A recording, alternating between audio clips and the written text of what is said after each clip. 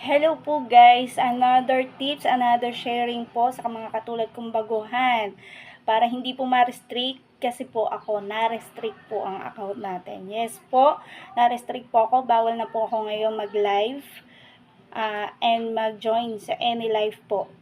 By November 1 na po ako makakapag-live mga mamshi, mga beshi ko. Yes po, na-restrict po and ito nga po, i-share ko kung bakit. Ano po nangyari. Ito, habang nagla-live po ako kahapon, nagla-live po ako about selling products. Hindi ko po alam, bigla na nag-stop, nag-end siya. So, nag-check ako sa akin notification, lumabas sa warning sign ko. Then, nandun yung mga rules, guidelines kung ba't ako na warning.